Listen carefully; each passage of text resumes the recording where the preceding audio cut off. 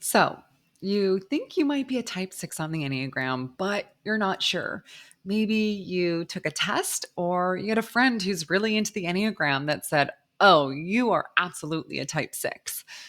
Well, I'm so glad you're giving this video a listen because in it, I will cover 3 key pieces to what makes up the fabric of a type 6. Starting with the most important, which is the type 6 motivation, fear, and desire. Then I'll look at a checklist. You might be a type 6 if. Finally, we'll look at my type 6 cheat sheet, how that type 6 shows up in the world. Now, if you're new to the Enneagram, something that's really important to understand is the Enneagram is all about understanding the motivations behind someone's behaviors. It is a framework of 9 distinct personality types in how they navigate the world by understanding their, what I would call their default programming, their defense mechanisms, blind spots, and overall motivations. So imagine for me, if you will, an iceberg. Now, when you look at an iceberg, you can very clearly see the tip of it.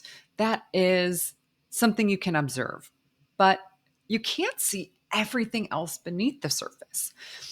The human personality is similar to this. The tip of the iceberg are people's behaviors. So, for example, let's say a group of people go out to dinner and 3 people reach in to pay for the check. Now, we can observe that behavior, but what we can't see is why. Why did those 3 people all reach in? Was it because it was the right thing to do? Maybe it was to exert dominance or have influence, to be viewed in a certain way. That's what's all underneath the surface, a person's motivation, which is what we're going to dive into. So, as you're starting on this Enneagram journey, while you might relate to a lot of the different types, what's most important is, do you align with the type motivation? So, let's dive into it. The type 6, the loyal questioner, they are motivated to feel safe, secure, and supported. They want to anticipate what are possible risks to avoid them. The fear being abandoned or unsupported, or to be in a situation where they are in danger and can't get out. The desire ultimately for that 6 is to have stability, support, and guidance from trustworthy support systems, whether that be an individual, an authority figure, maybe it's an institution or financial security. The heartbeat of the type 6 is all around feeling safe. They are naturally oriented to fear. They see and they pick up on possible threats in the world, and oftentimes they've even experienced really harmful situations that have validated this entire scope of how they view the world. And that is what motivates the type 6. Now, I'll get into this in future videos, but it's so important to note that with the type 6, if you've never heard of subtypes, it's really important because while this core motivation needs to be true, you might have a different subtype, whether it's self-preservation, social, or one-to-one. And it's all about how you manage fear, whether you have a freeze response, a flight response, or a fight response. Now, I'll go much more in deep with that, but I always like to highlight that when I am talking about the type 6 because they can look very different in how they behave, which is why the Enneagram is not about looking at the behaviors, but all about going beneath the surface. So let's take a look at that type 6 checklist. You might be a type 6 if you often scan your environment for potential threats or risks. You seek security and stability in relationships, work, and life. You're highly alert and quick to notice when something feels off. You value loyalty and deeply trust those who prove dependable. You question authority, but also seek guidance and reassurance from it. You balance caution with bursts of bravery when facing challenges. You sometimes struggle with self doubt or fear of abandonment. You prepare for worst case scenarios to feel in control. You fear being unprepared, unsupported, or betrayed. You tend to overthink or second guess decisions and situations, even this assessment. I oftentimes find that sixes will question even what their type is, which I love because when we question things, we do the work. We go one step deeper. We don't just accept things as they are on the surface level, which is exactly what that type six does.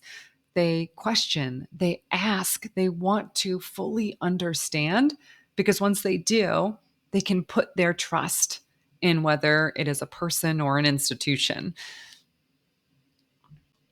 Looking at the type six cheat sheet of how they show up in the world is sixes are responsible and cautious. Now, I think there can be a stereotype out there that I do want to guard against is that while sixes do have more anxiety typically than the other nine types, they're also the first person you want with you when you are in a potential hazardous situation. If you are on a hike and there is a rattlesnake at your feet, I guarantee you that type six not only watched a YouTube video on exactly what to do in that situation, but they have the antidote on them because they prepare for those. And it's almost as though I've heard sixes explain it to me. They go, when there is crisis, my blood pressure actually comes down because I feel validated because I had planned for it. I'm ready for that moment. Sixes are supportive and very security focused in the way they communicate and where their focus of attention naturally goes. They are natural problem solvers and are very strategic in how they look at things. If everyone in the group is being super negative, the six might go positive. In the same way, if everyone's being overly positive, the six is going to go negative. Sometimes they can be looked at as a devil's advocate, but it's more from a place of, again, I want to make sure we are doing this from a standpoint of what's going to keep us safe. What's going to be the right way to do this so that we avoid those potential threats? Strengths are they are so loyal. Oftentimes, I see sixes at organizations for their entire career. They are reliable. Sixes are consistent and they look for consistency in others, whether that's their behaviors or their personality patterns. Blind spots can be external validation on their decisions. Sixes can have a lot of self doubt and they can really question, did I make the right decision? And they will seek out other people to validate what they should do. Pet peeves can be when something's unpredictable or they don't have any support from their people or their systems. Challenges become overcoming that self doubt, overcoming that fear, and having courage and being certain in themselves and the decision that they're making. Oftentimes, they're reflecting back on their life and how they have already made decisions that have kept them safe in the world. Others typically see sixes as very loyal and trustworthy and supportive and dependable because that's how they show up. They tend to be very good friends, loyal friends.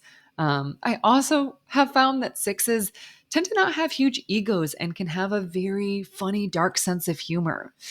I was doing a corporate training and there was an activity in the training and it's called Survival Island, where you've been abandoned on an island and your team has to pick 6 of the 20 items for how you're going to survive. And the 6 was in this group and they had 10 minutes to deliberate and they were at about minute 8 and they couldn't make that final decision. And so the 6 piped in and it was so funny because there's also a 7 in the group and the 6 chimes in and goes, you know what, guys, I just am going to call it out. I think we're going to need to take the rope. I think we're going to need the rope because if things don't go well, we might need that rope for some other things. And the type 7 immediately goes, yo, I am out. I am not engaging in this. But it just shows that type of sense of humor that sixes can bring while also going to that worst case scenario when they are planning for something. You'll see on the right-hand side the 6 with 4 other numbers. Now, I'm not going to go in depth on this, but it's important to note that the 6 has 2 wings, a wing 5 and a wing 7, that they have access to both of those. They can also go to the type 3 and the type 9, and this is all to be used as a way for overall growth that I'll go deeper to later. I won't go into that right now, but it does show once you do understand what your home base is, you have access to 4 other numbers to help you grow, to get you out of that box of your own personality versus putting you into always defaulting to the type 6. So now what? I went through that, and maybe you're thinking, Hannah, I really did resonate with a lot of what you were saying. Or maybe you're still questioning it, and maybe you're still going, I don't know. I could see myself as a lot of these other ones. Maybe that's an indicator that you might be a type 6. What to do now is study. Some amazing resources are Beatrice Chestnut's book, The Complete Enneagram, where it touches on subtypes, as I talked about at the very beginning. Another book is The Personality Types, Using the Enneagram for Self-Discovery by Riso and Richard Hudson. This one goes into the different levels of health for all 9 types. If you're more of a podcast person, the Enneagram 2.0 or Enneagram IRL in real life or Typology are 3 excellent podcasts that really can help you go deeper. I would recommend listening to episodes specifically focused on the type 6, especially panel interviews where you hear 3 or 4 people, all the same type, speak about what their experience is. Then explore, go deeper into understanding what your subtype is. Dive into the center of intelligence. So the 6 falls into the head center. But what does that mean? They're oriented to fear. They're in more of an analytical planning, but how does that impact the way they make decisions and show up in the world? Or maybe it's arrow work. As I touched on that previous page, you see the type 6 has access to 4 other numbers. How can you use that to grow? And then lastly, and this is my favorite part, the practice of self-observation. And what that is you get to observe your behaviors throughout the day. And then without any judgment, reflect on them. So why did it take me so long to make the decision of what coffee machine to buy? Who else did I need to go to? Who needed to validate? Why have I procrastinated on looking for other jobs, even though I haven't been happy in this one?